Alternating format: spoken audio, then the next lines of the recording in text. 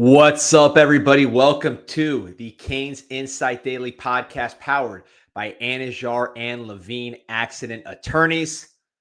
It is getting very, very close to game week, just a few days away. It is Saturday. Great day of bowls. Pop-Tart Bowl. So excited to watch the Pop-Tart Bowl and the Mowers Bowl and all these stupid bowls as a fan. Just sit back and enjoy and then get ready for the big leagues on New Year's Eve. Speaking of the big leagues, we got 50 from Category 6 Canes, so we're bringing out the big boys to talk OSU. Got some freshmen, some highly touted five-star freshmen on campus practicing. We'll talk about that. And as always, we'll bury our rivals a little bit first, but some folks that always bury their rivals, Anajar and Levine Accident Attorneys. If you or someone you care about has been injured in an accident, you could be entitled significant compensation. Dial 1-800-747-FREE, 1-800-747-3733. Take back control of your life with Anajar and Levine. 50, get in here, baby. What's going on? What's good? What's good? What's good, D-Money? How we feeling? How do you think, man? It's been 20 years, in the jungle, in the desert, really. And now out here living the good life, enjoying these Bulls as a fan. We're just watching. We're not thinking about, opt-outs and trying to convince ourselves that, Ja'Carri Brown's going to win the job here or Tate Martell or whatever nonsense we're usually talking around this time. Shreveport, El Paso. I saw Manny Diaz wearing one of those sombreros in El Paso. We're a little beyond that right now. Yeah, I don't miss them days. Happy for him. Great. That's where you need to be. Not here. You got that Cotton Bowl sombrero on right now. That's that college football playoff sombrero right there. Hey, we here now. We ain't poverty. We ain't eating syrup sandwiches and noodles no more. You will be. We in the big, big leagues now. That's what we at. So just tell me, man, how you're feeling overall, man. 'Cause I know you've been a loyal fan for a long time. You're younger than me, so you really grew up in some tough times and still stayed with the Canes. Like, how does it feel seeing all this and hearing about? Because how old were you in 2001? You were like what? You were a young kid, right? Oh yeah, but I watched the whole game. You watched the game, but you weren't like a grown up that was. I wasn't like high on now. Yeah. Yeah. So just going through that, where you're growing up in just really tough eras, and now seeing this, just how's it feel for you as a fan? Oh, it feel wonderful. Like, 'cause it's the biggest game since we lost to these clowns. You know what I'm saying? In 2003? Even though it was the 02 year. So yeah. And I feel like this the perfect time. Like, they not this juggernaut like they think they are. They think they's talking about what's the schematics, how y'all gonna beat us? Like, we're gonna shut you down. That it's simple as that. Like, I don't need no schematics to tell you that we're gonna shut you down. Y'all haven't put up crazy points, but go ahead, D-Man. No, I'm saying there's no trick plays to just Ruben Bain or Messidor getting by their guy and getting to the quarterback. That's what I'm saying. Like, it's simple. It's like, hey, the old saying, what Tyson said, everybody got a plan till they get punched in the mouth. There it is, man. So we got a lot of Canes fans up early this morning. They know 50's on, so the numbers are crazy as always, man. 50, of course, you can check him out at Category 6 Canes, Monday, Wednesday, Friday. I got people stopping me in the street, man. When are you getting 50 back on? We need 50 back on. I'm like, don't worry. We got some time until Ohio State, man. We're gonna get it done, man. So the most requested right there. And just real quick, before we get into the Ohio State game, before we get into some of our friends in the state of Florida who are suffering right now, who aren't even in these crappy bowls. I love that. Before we get into all that, it's now been reported. We can talk freely about it. Jackson Cantwell, JJ Sparks, Maureen Wingo. Right. JJ done it all. Again. Yeah, done it all. Yep. Camden Portis. Yep. Now David Mallory, I think, is getting here. Freshmen. These are incoming freshmen, class of 26, who, because of the fact that Miami's still playing football deep into the calendar, are able to practice with the team. We always saw other teams do this, Alabama, Georgia. It's always kind of jealous, man. Like this, that seems nice, right? For a lot of reasons. But all of these guys will be practicing. What do you think about this whole development and getting these guys on campus early? I love it because we in a new era and we're prepared for it. Like before, like the last era when Nick Saban was cheating and all that, we wasn't ready for that. You know, we didn't care about football. Now we all in on it, and it's not finna stop. Also, it just feels good to be a real program again. Like you were saying, my early days, I came in winning. Then it just got ugly for me. Then my ass was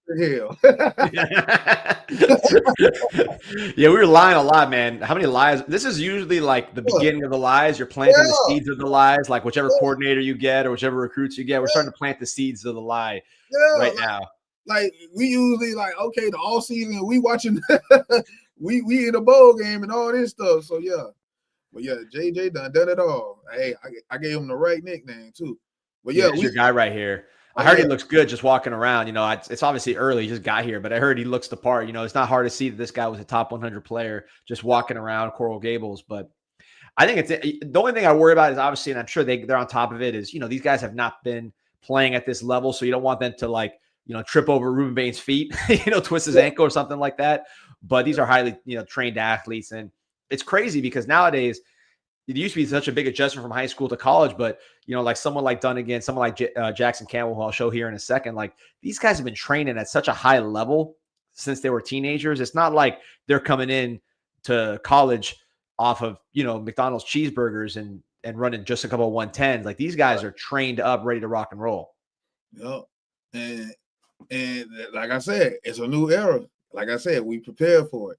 So now we getting the kids that's like got great background because hey, his pops played football too. So it's like a good background. You being trained, then you just getting high caliber players. Like it just feel good to be a real program again. That's all I can say. Like I'm glad we're not, you know what I'm saying, eating noodles and syrup sandwiches no more. You know, sugar water. I was tired of it. Now we're in the deluxe apartment in the sky now, so we living good. Yeah, man, moving on up. But I want to ask you, just as far as these guys that are on campus now, Mm-hmm. Cantwell, Dunnigan, Wingo, Yep. Camden Portis, who, you know, don't sleep on him. He had a great senior year. And Right. let's say put throw Javion Mallory in the mix, JJ Sparks from Bulls. Right. Like, Great program. do you see any of these guys playing early? Not, obviously, they're not going to play in the playoff, but like, do you see any of these guys potentially being that freshman All-America where you had Malinois and Bain 2023, 24, you had OJ Frederick, to a lesser extent Elijah Lofton, then this last year Bryce Fitzgerald and Malachi Toney. So you've had big time players who played a lot at their positions more than other players across the country. Who do you think might be that this year? That not just plays, but plays at a level that stands out nationally? Freshman. Cantwell, and I say done it all because he could possibly be that. And I love Wingo game. I love his game. Like he has a chance, but I just got to see what we do. You know, I do feel we get a portal receiver. That's just how I feel, but we'll see how that go. But I'm just glad they practicing because I remember the days of just like you said it, but I'm just still thinking about it. Like a team just players practicing and all that. I remember when KJ Bolden finessed Florida State, practiced with them, then went somewhere else. Like he saw that bullshit and said, "Yeah, I'm going to Georgia." I just remember them days. Like now it's like, oh, we them guy, you know. Now it's like it just feel good that we not stuck behind the times. Because I look at like I say, all my odds are hell, they are. I look at Florida and I'm just looking at them and I'm just like, wow. Like they where we used to be at. Like I really feel like they in the Al Golden era. So yeah, but far as like I said, I say Wingo, Cantwell, and Dunnigan. But also like I like Sparks, but who else in the class I can see making an impact? I can see. Yeah, I thought impact, you know, because I mean, you talk about Bryce Fitzgerald and Malachi Toney. I mean, these guys are like impact players against Ohio State on New Year's Eve. You know what I mean? This is a different level. We used to get excited like when a freshman would make plays against Boston College, and we'd lie about him going on the FSU is doing that right now with whoever they got, you know, or UF. I mean, we're talking about guys that are brand name. Like you hear national people saying these names late in December into January potentially. And true freshmen. So like that's how we're recruiting now. So it's and then you look at the the 27 class, which we'll have time to get into that because I know you cover recruiting on Category 6. We talk about it here, but like a lot of buzz. We talked about it yesterday on the show. A lot of buzz about the DJ Jacobs, number 1 player in the country out of Georgia, Atlanta, Georgia. Extremely explosive edge rusher. He's seen Ruben Bain and Messidor do their thing. Mark Matthews, number 2 player in the country, number 1 offensive player, offensive tackle out of St. Thomas Aquinas, best player in South Florida. So if you're selling these guys, you're saying, okay, well, in practice right now, you got Ruben Bain going against Malinoa. You know they're the 2 best, or Messidor or whatever. You saw what happened when Texas A&M's tackles and defensive ends matched up. They got overwhelmed. So obviously the best battle was not in College Station. It was in practice when Bain and Messidor were going against Malinoa and Bell, right? Then you're saying, okay, we got Jackson Campbell. I'm going to pull up right now, who's already on campus practicing, who is the number 1 tackle last year. If you're like selling to DJ Jacobs, number 1 player in the country, who again, looking good for Miami right now, you're saying, you're going up against the best because you've seen it right now with the older guys. Jackson Campbell is already on campus practicing, and we're about to get a commitment from Mark Matthews potentially, who's the best guy in your class. So like, this is to me what the big time looks like when you can sell the top players and you're not just selling them a dream. And that's what I'm happy about, because Francis and Bain, they started it, they believed in it, and now we're here. Now we reaping the rewards of something that they helped build. Like they built this. Without them 2 coming here, we don't be in this position. It's like, all right, when they first got here, they was like our little freshman phenom, him and Margot. Then the next year it was OJ Frederick. Then this year you got Fitzgerald and Tony. So I feel Cantwell gonna be one of them guys, and I'm waiting to see who else gonna be one of them guys. Because you never know. It could be a Wingo, or you never know. John Tavis Wyman might get on campus and get big, and all of a sudden he's starting. Or you never know. Like something can happen, water starting. You just never know. But like, I know the safest bet gotta be Cantwell. Yep, we're seeing him right here, man. Look at the hands on this dude. Like, he's got dynamite in his hands. You talk about that shot put, best shot putter potentially of all time at his age. I mean, look at he just pushing these guys, man. But like, the thing I like about him is he's all business, man. Just hearing some of the look at him push this dude. He's just pushing these guys, not even like using his hips and rolling through them. It's just his hands are so strong. He could just push him at this age. He's got good technique too. But you know, hearing stories about him from people around here, he's already got a plan of what he wants to do. Like he's like a walk-on the way he approaches the game. He just happens to be a giant, right? Markel Bell's kind of like that, where the mind is of a much less talented dude, but the body's a giant. So even if there's like, you know, people said Markel Bell was stiff, and maybe with Cantwell, I'm not at practice right now. I try to get there and watch these dudes, but I'm sure there'll be a rep where someone just flies by him and it reminds him, hey, this is not Missouri, right? That's part of the process. But Markel Bell, that happened to him, and people were saying he's stiff and this and that. But then with great coaching, which he has, with a great mind, which he has, he's extremely smart and he cares about the details. And then the body, the size, like now you see a dominant player. So to me, Cantwell, I'm not comparing him directly to Markel Bell. They got certain different strengths and weaknesses. I think Cantwell maybe a little more power. Markel Bell's a little bigger. But like just a combination of mind and size, I think is going to take this dude to the next level. Yeah. And like you said, like with the Olympic background he has, and look how he just putting people in the dirt, size, like you say, he got the walk-on mindset, which I agree with, and he coming in with the mindset of the players that we've been, like, it's like a consistency of players that we've been getting, high character guys that's ready to work. Matter of fact, that's what they doing. Like, the best players here are the workers. So Cantwell, he's ready to work. That's why I'm feeling good about this. I really am. Like, I love where we are. I can get used to talking playoff football and not a El Paso Bowl with my coach wearing a sombrero looking like a goofy. I can live with this.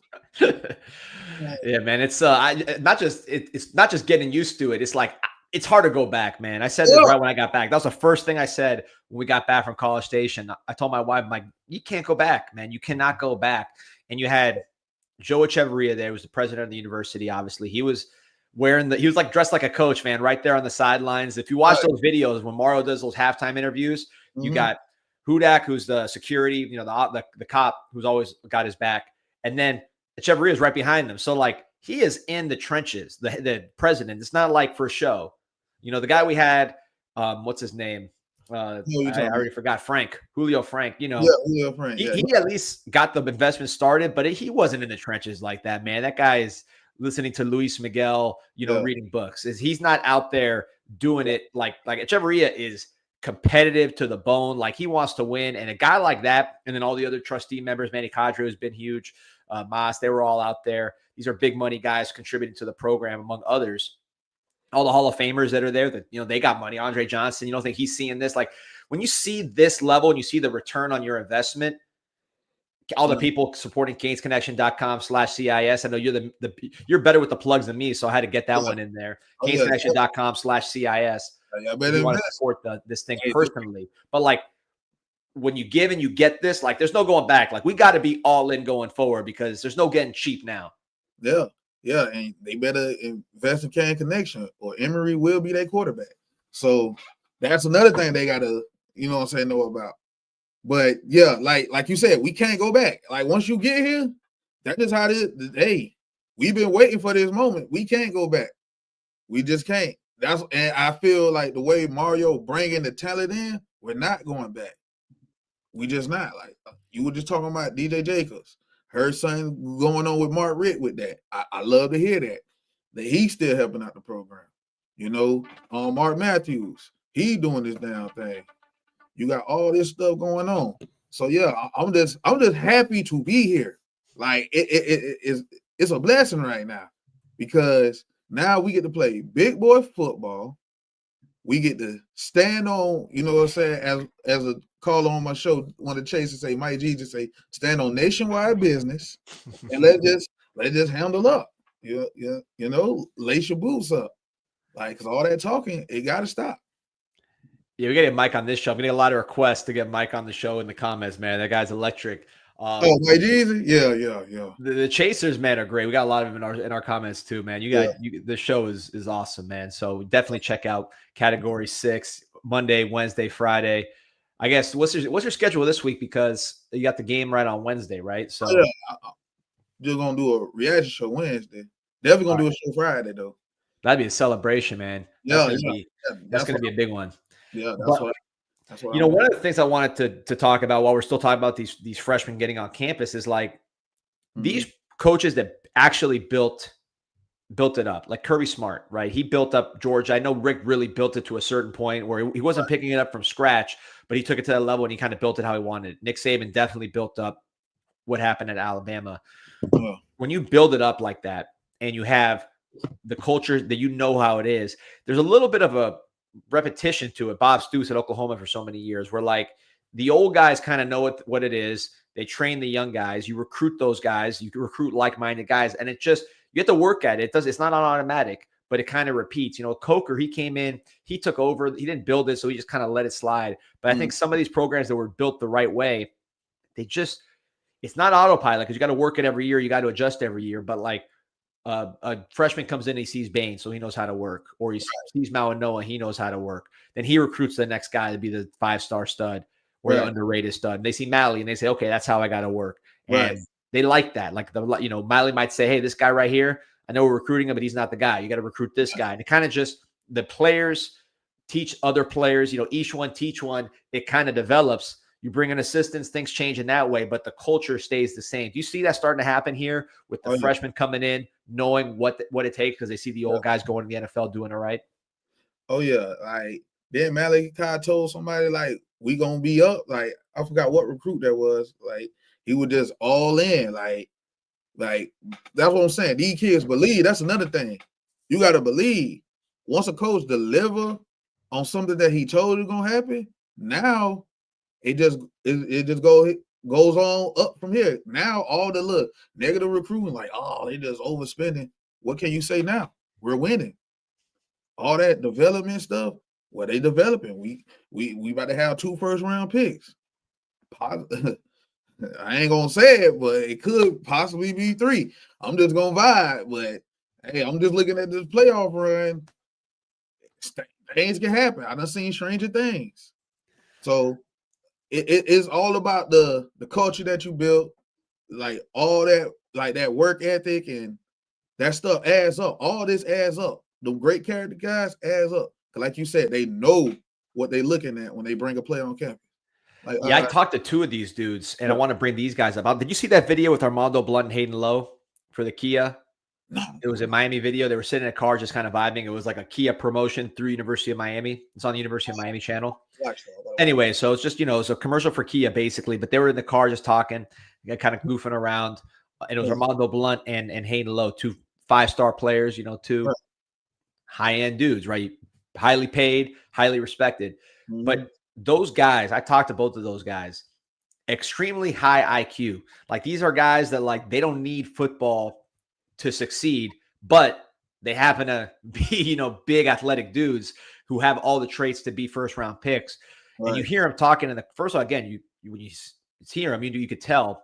But the Hayden Lowe asked Armando Blunt, who's the greatest athlete of all time? And Armando Blunt said, it's me. I'm the best athlete of all time. I'm not going to say anybody else is the best athlete of all time. And then Hayden Lowe's like, well, if you're saying you're the best athlete of all time, I'm the best athlete of all time, I'm going to prove it. So it's just, you could tell them kind of like one-upping each other with the mindset, because you're bringing in not just 5-star players, but 5-star players that had the mental part as well. So when you're paying them all this money, you're not worried about them taking that money and just throwing it all away and not doing the things they need to do to be successful. They have the mindset and the size. So you say, all right, look, anything can happen. Health, there's always variables, but my odds are a lot better with dudes like these guys. Right. And it kind of goes back to what Mario said in that cinematic recap. We the alphas. They took that mindset. You could tell we are the alphas. Like we them guys. Like we the ones that stepping on people, not them, and that's the mentality. Like I said, like on Jeremiah Smith comments and all that stuff, like you could look at the video, you could tell that's not him. That's just not him. But all that hitting after the whistle and all that tough guy stuff, we're not an act. We really own that. So we're gonna see if you really own that. And it don't matter if you is, we're gonna make you fold anyway. And that's what I'm prepared to see. Off that alone, like we gonna bring the physicality. We gonna bring, like, we are the alphas. Like that's no lie. Got me fired up right now. Speaking of alphas, getting everybody ready to go physically. Let's talk about my boys at U Health, University of Miami Sports Medicine Institute. If you're an athlete or just an active person, and you know how hard it is to sit on the injury list with the pain or injury, maybe even try to hack your own rehab. But if compromising your movement and performance is not an option, call the experts at the University of Miami Sports Medicine Institute.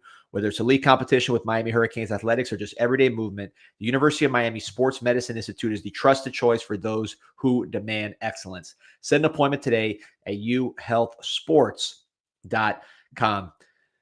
Got a question from Nick Isaac asking, what's the next Canes Connection Zoom call? I'm trying to get something going here for next week before the game. Let me see if I can get it done, but we're going to get one very, very soon. So I want to get a comprehensive portal update. So again, sign up at CanesConnection.com/CIS.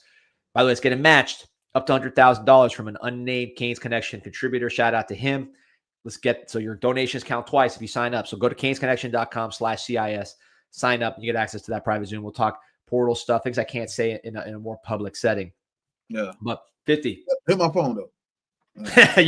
Listen, I gave you did I tell you any lies? I told you about Bryce Fitzgerald. I told you about Malachi Tony, man. You knew exactly what was going on. Yeah. So real quick, we got to talk about this one because right when you jumped on, the comments were going crazy because they associate you with a certain just disrespect for our rivals, man. And I'm seeing the Florida Gators, their quarterback that they thought was going to be the number 1 overall pick, going to make up for them losing Cam Newton way back when, right? That was what they thought Lagway was going to do. Yeah. He ends up transferring in disgrace out to Baylor. I hope he goes, or he's gone to Baylor yet, but somewhere. I hope he goes to Baylor and ends up being a Heisman Trophy runner up to whoever our guy is and makes the Gators suffer. But he's gone. They're still negotiating with Dallas Wilson. I guess they got a couple guys back, probably squeezed them out of money. Jaden Baugh, they're fighting tooth and nail with Texas. Texas just lost their running back, took Florida's running back coach. See how that one develops. Florida State, James Williams, the DN that we were told was going to be some kind of Jared Fisk type dude or Jared Verse. He's gone. Their best player, Jabril Rawls, gone. Daryl Jackson, their only NFL player, gone. Who else did they lose, man? They lost a lot. Their tight end that I thought was going to be a great guy, Landon Thomas, gone. They are suffering big time. Neither of them in a bowl. So 50, just how good does it feel to see our rivals, not even like at a level below, but like not even in the picture. USF's closer to the picture than these guys. So, I mean, how does it feel just to watch these guys suffer after being in the trenches with them for so many years? D-Money, I want you to look down like this and say, "Oh, my arms in hell! Yeah!" That's where they at, man. They down there. No water, no spit, nothing. They just gotta die. I'm happy for them. I celebrate it, I waited for times like this because I don't forget to keep Al Golden shirt. So yeah, this is where we at. I'm loving it. I'm glad they in hell. I'm glad they don't see a bowl. Like, it couldn't have went no better when Florida won that game against Florida State. I said, this is how you win. This is how you win. None of y'all get nothing. Like, I love this. If you're stacking the pecking order, USF's got to be number 2 in the state right now, right? Because you got USF beating Florida, right? Florida destroyed Florida State. USF beat them at Florida. Yep. Obviously, Miami beat all 3 of them without really much effort. Yeah. But I got to say USF's number 2. Yeah. Yeah, they give us more of a fight than, Like, so, I was like, you know what? Y'all expose Gizzard. I'll give y'all that. Florida State can expose nobody. So, yeah. Yeah, man. No, they had that loss if you're Florida State, because they kept Florida fired their coach, so they didn't really care, right? They're just like, whatever, new era. Florida State kept their coach. So for Florida State to get blown out by Florida, to me, it feels better. I hate them both, but I love seeing that blowout just because Florida State's got to feel that one a little more because they're keeping the band back together, and they coming off that kind of loss. Hey, man. And I just love, like I said, it's nothing better than to see them down. Yeah. See, everybody know all ours. That's where they at. No spit, no water. Down there in the pit with the lotion. No lotion. No lotion, no Gatorade. That's just getting fried. That's it. But I mean, I don't know where really they go. As far as Florida State, let's start with them because they kept their coach. Right. Like, where do they go? Because I see they're trying to get Anthony Calandra from UNLV in the portal. So, he's okay. I saw him at Virginia. He's a Tampa kid, I believe, St. Pete. I saw him at Virginia when he was in the ACC. Fun player to watch, threw a lot of picks. He was kind of one of those guys. Went to UNLV, did well at that level. You think he's going to be a savior of Florida State? Yeah. Hell yeah. Get him. Yes, that's Joe Montana. Yeah. Yes. Why not? That's how, what, Florida State? That's how you get out of here.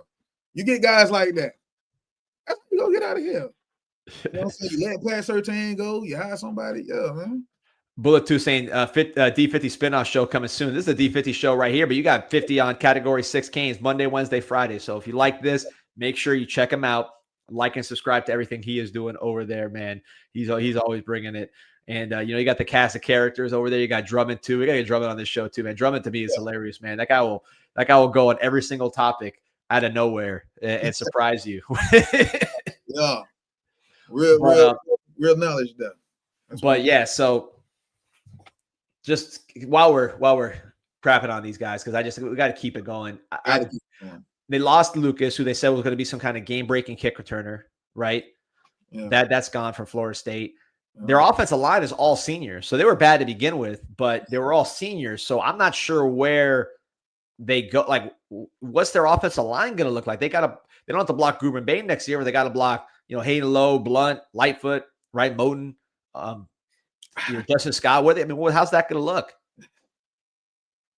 It's going to look beautiful. That's how it's going to look. It's going to be lovely. Like, man, this is what we've been waiting for. Like, you know how you remember when they was up, they didn't show no sympathy. I don't forget nothing. This is my time now. Sat back, let them laugh. Now I'm seeing them in hell.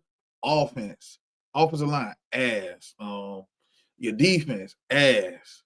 Your head coach, ass. After you blew up that ACC title game like it was a natty, because Miami ain't got an ACC title. Well, we in the playoffs. While you in hell, enjoy. So I'm just loving it. That's why when you said how it's gonna look, it's looking beautiful, lovely. The good thing about it with FSU before we go out to Florida and they're paying is like if you're just always been bad, it's not really hell, right? A lot of people that they never had anything, like Yeah. they like they a lot of times have good attitudes, right? Because they don't know the other, like it's not they had a downfall, right? So they're just kind of learn to appreciate what they have in a lot of respects, and that's just kind of how they live. The Knowles, they tasted it. They had that Alabama win. They had this little ACC win. So the pain that they're going through is times 100. They got to be like just excruciating pain because they had enough to lie to themselves, and then reality hit them. So that to me is even better from a pain standpoint. Yes, and it just felt good. It just felt good to let them know y'all beat Bama, and that saved your coach. I hope y'all beat them again. Oh, they playing next year? Don't they play them in You would know better than me. Let me check FSU schedule. I'm trying to count the losses on this thing. Let's see Florida State schedule. I know we're on it, so that's one right there. Enough wins to keep him, but I don't think he stay after this year. I ain't gonna even lie. I don't even see it, but man, I would love for him to find a way keep his job. Oh, here's the schedule. You're right. So here we go. So they're at Alabama. They're at Bryant-Denny Stadium, Tuscaloosa. Oof. We know that's a loss. Oof. They got the Gators at home. The toilet bowl. Someone's got to win. Somebody got to win. They got Clemson, which I bet Clemson there. I think Clemson will bounce back a little easier than them. I can't wait to beat them too. Yeah. They got NC State. We'll see if CJ Bailey's there or not. SMU, Virginia, Louisville, Miami, at Miami. Wait, hold on. Pitt. They're at Louisville, at Miami, at Pitt. I mean, their ACC schedule is brutal, man. They got Clemson, NC State, SMU, Virginia, Louisville, Miami, and Pitt. I think those are all the best teams in the ACC, unless I'm missing somebody. Maybe Georgia Tech. That's pretty much everybody is good. Oh, don't let them lose to Louisville and SMU. They might. So let's count the losses here while we're having some fun. Alabama. Yeah, loss. Let's say Florida's another loss. Loss. And then out of this, let's say they got of the ACC. At Boston College could be a loss, by the way, but I'm giving them the win. But they already had 2 losses. That could easily be a loss. But then you talk about Clemson, NC State, SMU, Virginia, Louisville, Miami, Pitt. That's 7 very, very difficult ACC games that they would be facing. They would have been underdogs in all those games this year. They might win one game. We need the Central Arkansas Bears to step up, or the New Mexico State Aggies. We need these guys to do their thing. New Mexico State, I think, had Pavia, so hopefully they got another Pavia in the pocket there to make these guys look bad. But oof. Well, what I'm hoping for them, I hope they lose and keep losing, and then I want them to hire Uncle Luke as their head coach. Like, I just need something like that for them. Like, I want pure hell for them. I want them to have the don't stop, get it formation, all that stuff. Like, that's what I want. You feel me? That's what I want. Oh man, don't stop, get it. Yeah, FSU's cooked. UF, they got a new coach. They thought they were getting Lane Kiffin, right? They thought they had the new Spurrier. That was their whole thing. So, that's one disappointment for them is just not getting Lane right off top. I think the Lagway, they can say, yeah, we're happy to see him gone. By the way, 1800 on live, by the way. But I'm sure they're happy to see him gone in what they're saying. But in their heart, they know they built this guy up to be Cam Newton. They built this guy up to be Vince Young. They built this guy up to be Tim Tebow. And the fact that it didn't turn out that way, and now they got to convince themselves on Aaron Philo. Is it Philo or Philo? Philo, it don't matter. They bragging on him beating us. Whatever. Okay. That's not going to help you, though. They know it too, man. Because at least Lagway, if it hit, it could have been something, obviously the traits were there. So we could all see. I like Lagway. I actually think Lagway's going to be good where he goes. He had less yards than Bethune-Cookman against Miami, but I could see him being better now that he's leaving that cesspool. But like Philo, what's the upside on Philo? Like in the SEC, Philo's what you're rolling out with? I mean, I can't imagine they're too juiced about that one. Like I say, if Philo your quarterback, you better pay Bar and Dallas Wilson. Everybody got to get paid. That's all I can say, because you can't surround him with a bunch of nobodies. Because even at Georgia Tech, he wasn't around a bunch of nobody. He didn't even start, but it's still like when he got in the game against us, I saw him. They just brought him in just to pass. Guidry, He need to join Florida State, and that's all I'm gonna leave it at that.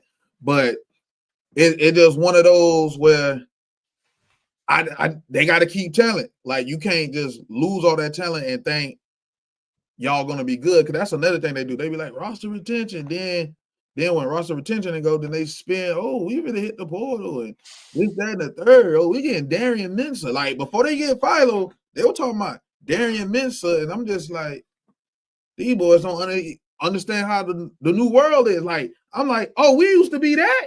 Oh, I don't miss them days. That's how I look at it. Like they was already like, you gotta think. I go on Twitter, I see spaces. They talking about the all season. I say, oh, I don't miss them days because I'm in the playoffs. I'm like, poverty. I'm not with that, you know. So yeah, I just love it that they in hell too. And yeah, we're getting crystal balls for 5-star players during the season. Our season, that's the end started yet. Yeah, they are here praying for 5-star. They're praying for them. Man, you gotta be able to recruit all this. Like, hey, we ain't gotta hope our coach can recruit. He can recruit. We ain't gotta hope, oh, our team gonna be good. They're good. We ain't gotta make up this, that, and the third. We are here. We ain't gotta eat, you know what I'm saying? Noodles with burger in it. Like, no, we are here. Like, talk about the retention. I forgot to mention up top, they lost Sharif Denson, who they were talking about as an impact player. I actually thought he was one of their good players. Like that was one of their best guys, just like Jabril Rawls for Florida State. Like those guys actually were trying to play football, and they're both gone. If Miami needs a nickel to replace Keontae Scott when he goes on to the NFL, you know, we could try them out, see if one of those guys is up to par. I don't know if they are or not. I got to dig deeper, but I know for their teams, those were two of their best players. And Denson leaving Florida, that can't be a good thing for the Gators because he was one of the only guys that was out there playing ball. Yeah. It's a burning building over there. They like you said, they lost Denson, they done lost Nation, they done lost a lot of players, and they saying, oh, these guys ain't good no way, this, that, and the third. Cope with it how you want to cope with it, but you are ass. You need everybody. Like that's just what it is. Like you're not in the position to be, you know what I'm saying, like you're too good for a player. You are garbage. You are terrible. You are not God's gift to college football. You are in hell. Caleb Banks gone. Yeah. Slaughter gone. Austin Barber gone. Not that those guys were great shakes, but that was who they were hyping before the year. Oh. Tyreek Sabb gone. He was gone when we played us. I didn't see him in that game, but apparently he was on the participation list. But all those guys are gone. Mm-hmm. So I don't know who is replacing those guys. And another thing, 50 is like 17, 8, 16-year-old kids, like their time of watching college football and really associating with brands and stuff, that is a short window. They're young. Like we're old. You know, we watch a lot of college football. These kids have a short window. Mm-hmm. So for them, they've seen Cam Ward. They've seen, Restrepo. Now they're seeing Malachi Toney, Bryce Fitzgerald, and all that. Fletcher. Like Ruben Bain, Malinois, if they're linemen. If you're a kid watching college football, who is the Gator that you're fired up about? Percy Harvin might as well be, Clinton Portis. Like that's a whole different era for kids. So like, who are they watching from a Gator standpoint that they're hyped about? I don't think like they've been bad for so long, and that I just think whatever I talk about brand, they're where we're talking about documentaries. Even though our documentaries were actually good, I don't think their documentary did any numbers. Their Aaron Hernandez documentary has got some questionable material in it that I'm not sure you're going to have a lot of people trying to be the next Aaron Hernandez. Our documentaries are a little more, they have a little more staying power, a little more recruiting appeal. But like, what's their brand? It's been a while. Yeah, you're right. They 30 for 30 went triple plywood. So that's crazy there. So I'm lost. I really don't see the special. Like I never understood the arrogance of that program. Like they got this little snobby, like we're just elite, and it's just like, huh? Y'all garbage. Like y'all just urban and Spurrier.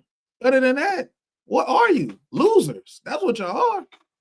Big time losers. And they just feel like I said, they just feel like they just gotta be like another thing, they hide behind that SEC shield too.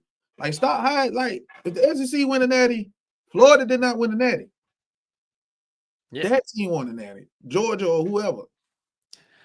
I wish we were playing SEC right now, man. We got to step our game up and go to the Big Ten. You know, we had ACC trouble, right? We lost to some ACC teams that got us. Big Ten is a tough opponent this week, obviously. I wish we were playing SEC. We're 4-0, man. 2-0 against Texas A&M. It says 23, 2-0 against Florida. So, unfortunately, we drew the hard straw having to play Big Ten. Yep. And that's another thing. I can't wait to play those guys because those guys are arrogant over there in Columbus. Those guys are super arrogant to the point where they got a dude thinking he Judas now. Okay, talking crazy about the crib. Like, hey man, hey, you talking crazy about people that actually loved you. So now I can't wait to humble your ass. So that game on my mind, like it done got to the point where I ain't even been in those spaces this week. I just been staying out of them because I ain't trying to argue with no brick wall. I already know how Ohio State fans are. They are just obnoxious, like to a certain extent. Not all of them, but you know how every fan base got them. And it's just like, we're not going to see eye to eye. Now, I can talk to you next week, or like on game day. Yeah, I'll talk to you on game day before the game. Yeah. But I'm not going to talk to you for a whole week. All right, no, I'm not doing that. I'm not doing that. Definitely when you know it's going to happen. That's something nuts. Yeah, no, let's get into I want to get into Ohio State here real quick because I mean the truth is, look, they're arrogant, but they at least have something to be arrogant about. No, they definitely do. They got the arrogance, you catch them. Yeah. Like they have the type of arrogance where you catch them and then you humble them, which is that's where Miami's job is right now. Real quick before we get into some, I want to get some key players from Ohio State, but first, you guys are players, video game players. You know, you guys are messing around your phone. I know it. Your kids are messing around your phone. Why don't you make some extra money on the side while that's happening? KashKick, KashKick in the App Store. 4.5 plus average rating, 1.5 million plus downloads. Just go to the App Store. KashKick connects to your PayPal. It is that easy. You're playing games. They're all consolidated on your phone, whatever you like to play. You're browsing the internet. You're doing little surveys, just wasting time. But instead of wasting time, you are making money on the side. Like I said, it goes straight to your PayPal. 1.5 million plus downloads, one of the biggest apps in the country, all legit. KashKick, trying to kill that time before the Cotton Bowl. You know what it is. Just go download the app, get some money in your pocket, and then bet it on the Canes, baby. And let's make it happen. Money line. KashKick. All right, so let's talk some key players here, 50, because we know the stars of this team, but a game like this against Ohio State, where I don't think there's going to be a lot of plays in the game. Both these teams play a very slow pace. It's going to be one or two plays that really make the difference in the game.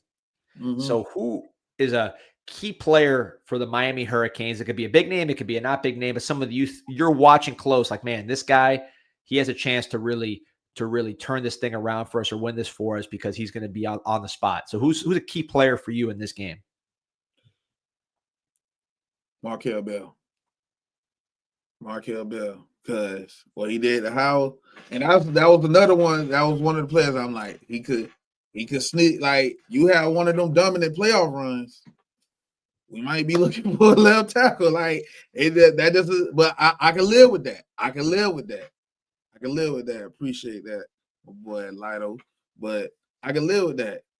But another player that I think can make an impact too, that I was thinking about. But he like my X factor, JoJo. He like this the game. And I see Jermaine Matthews, one of the guys' little cousins. It's gonna be nice to meet him. Hey, you ever seen this might be before your time. Mm-hmm. That movie, A League of Their Own, with the woman baseball players. You ever see that movie? No. I didn't think so. I was one of I remember watching with my sisters when I was a kid. It was like the girl was a star of the team, and then the little sister was always kind of like second best. You know, she wasn't really getting the love because the older sister was bigger, she was better, she looked better, so she was kind of the star of the show. But then at the end, the little sister's getting neglected, wins the game. So I'm getting those vibes with JoJo a little bit. He's been seeing Jeremiah Smith in the lights a little bit. You know, he's seeing him have success, and I think he he is waiting, not out of like, he doesn't hate the guy. I'm sure it's his boy, but he has that in him that he wants to show, hey, I'm an athlete too, and you should be talking about me. So JoJo, especially with that drop he had against SMU, I know that's still sticking in his head. He's had some nice plays. It's not like he's been missing. He was wide open against Texas A&M, wouldn't got it. He had a great catch against Pitt on a third down. It feels like he's kind of starting to get there. Had a long catch from Malachi earlier in the year. It feels like he's starting to get going. So what do you see from him potentially in this game? I can see, like I said, I see him as the X factor, like the guy that can lead us in receiving yards. And with him going off, that potentially open it up for Mally. And that's all we need. And what another dude that I really want to see other than JoJo and Markel Bell, I love Fletcher, and I feel if we're going to run the ball a lot, I want a heavy dose of Fletcher and Pringle. Yeah. Both of them. Like if we committed to running the ball, run both of them. Just run both of them. And like we said, there might not be that many plays in this game because of just the way both teams play. Ohio State's literally last in the country, 136 out of 136 in seconds per play. Miami's like 129. So there's just not that many plays. Both teams protect the ball pretty good and control the game, have high time of possession. So just one or two plays. If Pringle busts one of those 70-yard touchdown, 60-yard touchdown runs, which he's fast enough to run away from Ohio State, not many people are, that could be the game. Just one big play. Yeah. One World, though, has a good point. I wouldn't love seeing number 8, Arvell Reese, flying in there and Pringle trying to block him, because that guy he's exactly what he's hyped to be. Both those linebackers are exactly what they're hyped to be. I'd love to just sit here and say they suck, but are overrated, but they're real deal. So I think that's what Pringle's going to have to deal with, is being able to make sure he can protect Beck when he's in there. I know Fletcher can handle himself, but Pringle, that's going to be the challenge with him. I feel that, but there's ways around that. Throw it to him, throw it, like stay ahead of the chain so you don't be in like 3rd and long. Hell no, don't have Pringle in the game. But like 32 or something, yeah, put him in the game. Why not? You know what I'm saying? They come in blitz, boop. You know what I'm saying? Or you run the ball. Like either way, you got to use, because you don't want to wear down Fletcher. And let's just be honest, Pringle has been the help with this offense. He was like, that's why I was kind of like lost. I'm like, I get why he didn't get as much playing time against Texas A&M. That's because when we had momentum, and that was another thing I think Dawson did, like we'll run like a reverse and take a big loss, and that just killed the momentum of the drive. So imagine if you stay ahead of the chain, you probably would have seen Pringle get more carries then. Because now these boys can't do all these blitzes and overload one side and all this, that, and the third. Now you got him, now you could throw a wheel route to him and stuff like that. So I just feel like if you're going to run the ball, you got to run both. Because I could tell they are protecting Fletcher, which I understand completely. Like, you can't just run him into the ground. So run both of them. And hell, yeah, Marty Brown can get his carries too. But, like, I want them two to be the bell cows. Like, they got to carry us. 2,200 on live right now. So this Saturday morning cooking. Again, they know 50's on. So it's game week. It's trying to win a championship week, man. So the stakes are higher. The numbers are bigger. That's just how it goes. You mentioned JoJo. I'm going to mention a different receiver. And that's CJ Daniels, right? So I ran into him actually at the Dayland Mall Dining Pavilion. Shout out to East Las Canadias. I'll talk about that in a second. He knows what time it is out there in Dayland. But first of all, the best guy ever. Just the character's off the charts. He's an older dude, too. He's been playing college football 6 years. And I just think when you watch Indiana in particular, there's not an easy – no one's scoring on Ohio State, right? This is the lowest – every game's going to be in the teens. Right. So it's just not – there's not that many opportunities. You got to see what has worked. And if you watch that Indiana game, bigger, not necessarily the fastest receivers for Indiana when they lost Cooper, but number 80 plus Becker, I believe is his name, Surratt, number 13. Those are guys that make contested catches, that adjust to the ball, that use their size. And I think when you talk about a CJ Daniels, that's his game. These guys are good cover corners. Igbinosa, I hope I'm saying his name right. The big, He big, grabbed yeah, he pretty good. yeah, big physical. He'll get some penalties now. He's handsy, but he's a big physical, experienced corner. Maybe no sin, I think. And then Matthews, who's his cousin's in the chat, definitely a playmaker, ball hawk for sure. But they're not gonna get a ton of separation on these guys. But if you throw a perfect pass like Mendoza to Surratt for that first touchdown in Indiana, the back shoulder, which Beck does very, very well when it's not a windstorm out there. He can throw that pass, and CJ Daniels can find the football, and he has strong hands. We've seen it. We saw it against Notre Dame, which is probably the best secondary in the country, even better than Ohio State. So he's a guy that I just think when we've needed him, whether it was Notre Dame, whether it was Pittsburgh, that last touchdown, which was running up the score, but was kind of that exclamation point, I think, that really cemented, hey, Miami's going to the playoff. We think about that block on that Malachi Toney touchdown. He's just that guy that he makes those little plays, those big plays and little plays to win you games. He's somebody I'm watching because I know CJ Daniels with how good he is mentally and how experienced he is. He is so locked in and ready for this challenge. I trust what he brings to the table. Oh yeah, most definitely. And he been consistent, and you know what? Red zone, he could possibly give him a touchdown. Like that's what he's really good at in that red zone area. So you got him. I kind of want to go back to that Jermaine Matthews.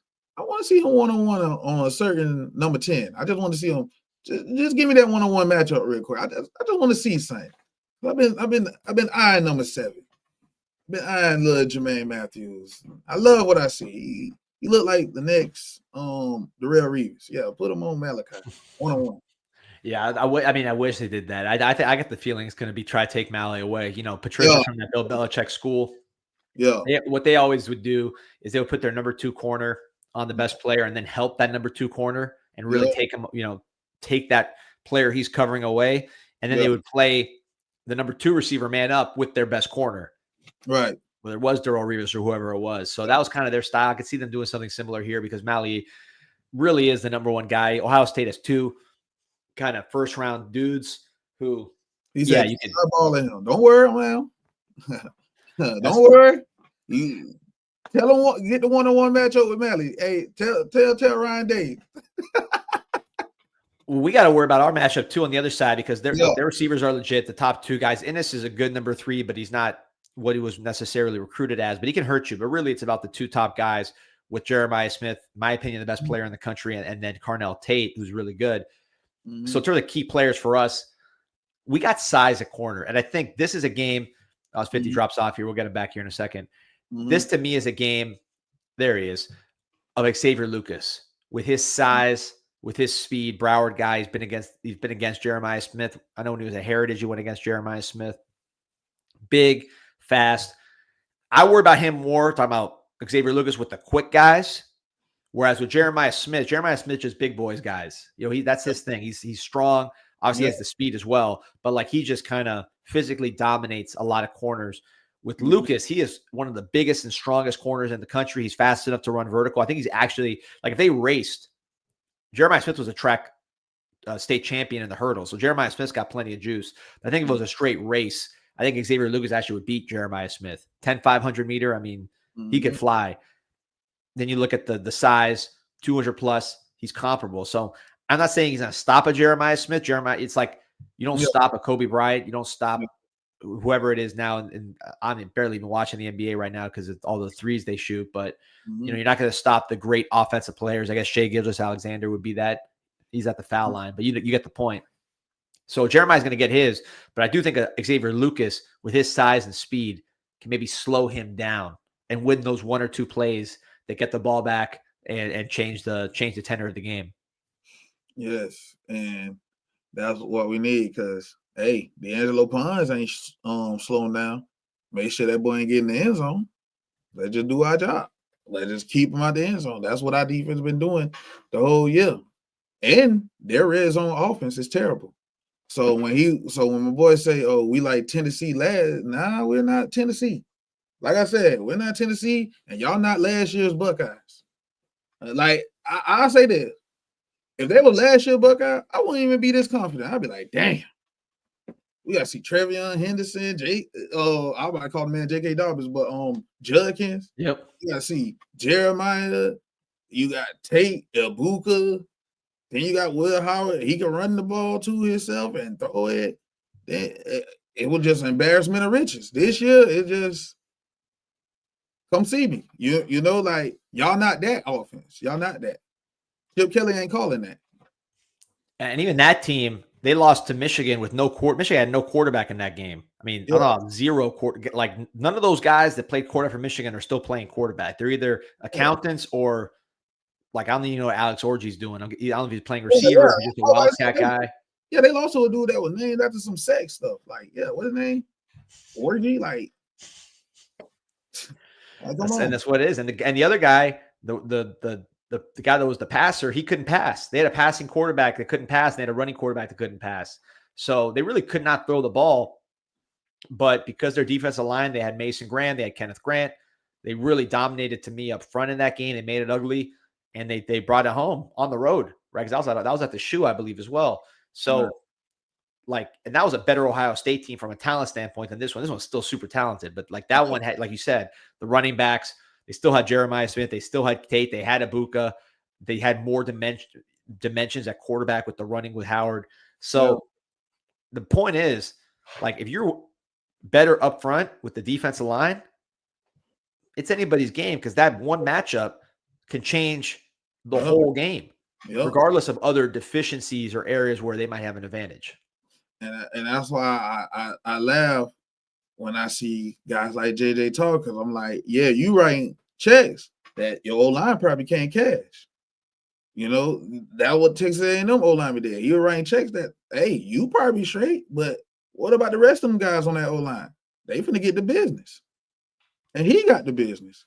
So it just one of those, like, you just, like I've been saying, you got to show me. Like, that is one of them, all right, y'all ain't been this explosive offense. I don't know where they get this. They going to beat us like they beat Tennessee or Oregon and all that. Like, y'all haven't did that all year. Y'all not that explosive, y'all. What y'all be doing? A lot of two tight ends. We love this. Like, this is another game where Torrey can have another great game. Another great game. Or Wesley Bissant. It doesn't matter. And you talking about keep taking the O-line trash? I ain't say the O-line trash. A lot of O-lines we don't play haven't been trash. We just make them look that way. You're gonna find out. This ain't what you used to. Like, I know they thinking SMU, Louisville, this, that, and the third. Nah, this ain't that. Our O-line is like that. Our D-line is like that. Like, hands down, there's no doubt in my mind that we got the best O-line and D-line. We got the best trenches in the country. And this is going to show you. This is going to show you. And then, all right, Ryan Day calling plays. I give them that. That's a boost for them because Hartline was ass at calling plays. I was hoping he stayed because I didn't think he was focused. Now you got Ryan Day, so that made me, okay. But how I feel, I can't wait to shut you down. I can't wait to humble your ass. I can't wait to show you what this Cane football all about because we've been ready for this. We've been waiting on our moment. I know they like, do the research on Ryan Day after losing the game. I respect that, but it's different in Miami. I'm just letting you know we don't care about records. We don't care about this. We just don't care. We just don't care. Yeah, you talk about the history. Last year, the teams that had buys didn't win. So if you're looking at that history lesson, the teams that didn't have the battle, they weren't battle tested, right? They weren't hardened from just playing a game and getting in that mindset. They were sitting out there waiting.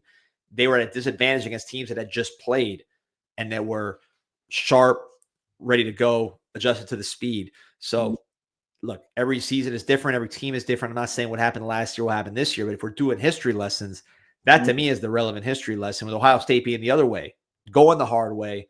And then they were sharp, ready to rock and roll from the start. But Miami, in this case, going to Cal Field, winning that game, playing against an offensive line that, look, if we were to rank them, forget the bracket, knowing who Miami was going to have to go through. If you just asked me after the Pitt game, said, who are the best offensive lines, rank these after Miami, because Miami's better than all of them. But if you said Notre Dame, Ohio State, Texas A&M, Ohio State's third on that list. Right. So that's not us just saying that because we're playing them this week. I think that's pretty much the consensus view. And Notre Dame got completely dominated in the worst pass rush grade they've had since they started keeping those grades on PFF against Miami. You look at the Texas A&M, 7 sacks, complete embarrassment. That's with a quarterback that would avoid a lot of sacks because he was running around. What's this one going to look like? You say what? What's this one going to look like? We're talking about going against, a quarterback that's not moving and the worst offensive line of the three. Hey, the Bang Bus going to be in the Cotton Bowl. That's all I can say. That's all I can say, man. I don't see you blocking it. I haven't seen it all year. Until you show me, I'll be the first to give props when it happens. I ain't one of them guys, but you got to show me. You the guys we just had 7 sacks against Texas A&M. That's a legit whole line. We dominated Notre Dame. Louisville had to pull out every trick play. It just happens. Ohio State got to show me. I'm not saying they're not talented. I know they're talented. I'm not even saying we're going to blow them out. I just feel we win. I feel we win. Listen, after the win, I know a lot of people will be drinking champagne. I can tell you, champagne, those worst hangover of any kind of alcohol there is, that champagne hangover with all those bubbles. You want all the bubbles, no troubles, all the hang, no hangover. Drink BUZZN.com, BUZZN, BUZZN. Go to the website again, drinkBUZZN.com. Use code FIRST35 for 35% off. You can also go to Big Daddy's Liquors. They got it in store. 7.5 milligrams of THC infused seltzer. Don't get that champagne hangover when you're celebrating Miami's win, when you're celebrating the new year, celebrating Miami being back in business with college football. Get a BUZZN. Don't worry about any of the other stuff. Drink BUZZN.com, and you'll feel great January 1st trying to scout Miami's next opponent. No hangover in sight. Drink BUZZN.com, and you want to get the gear, commemorate this great moment, this great game, last week's win, this week's win. MiamiHTS.com, Cotton Bowl gear. They got the Texas A&M gear as well from that game. Anything you want for this playoff run, they have it at MiamiHTS.com. It's the Miami Hurricane team store located right across the street from the University of Miami. You can use promo code INSIGHT20 for 20% off. Look at all this playoff gear that they got, plus the Malachi Tony jerseys. I know those are flying off the shelves. I got 3 of them for Christmas for both my kids and my niece. So those Malachi jerseys, I heard they're outselling Cam Ward 5-1 on the Cam Ward jersey set records. So Mally is next level right now. Go get your gear. MiamiHTS.com. Hey, D-Money. Talk to me. We might have to make some shirts for the No Bowl kids over there in Tallahassee and Gaines. give Gators the Dookie Bowl championship shirt. You know what I'm saying? Then give Florida State the No Bowl you just garbage shirt. We just gotta give them stuff too, and them frying in hell shirt. We gotta get them something like that. We got to send them the whatever shirt Ohio State prints. That's the Cotton Bowl winner shirt. They print all those shirts to wear after the game, but then when they lose, they can't use them. Yeah, you know what I'm talking about. Yeah. We got to send all those to Florida State and UF just so they have something for the winner. You know what I mean? Just something to wear. No one's using those shirts anyways. Those Cotton Bowl champion Ohio State shirts when we beat them. Yeah. So give it to Ohio, give it to Florida State. Everybody wins. Yeah. Why not? You feel me? Use it for whatever. Use it for tissue, whatever. It don't matter. Just get it. Like I said, hey man. But congrats to them on that Dookie Bowl win, because they felt like that was their Super Bowl. All right, listen, like and subscribe to the show. 50, let them know where they can find you. Oh man, Category 6 Sports on YouTube. You got a 50 show, and on Category 6 Playbook.com, where you get merch, Dad Dribble Sports Picks, just plenty more. Just come rock out with us. And every Monday, Wednesday, Friday at 6 p.m. Just come rock, baby. Most requested, 50. Appreciate you, man. Like and subscribe. Go Canes. Go Canes.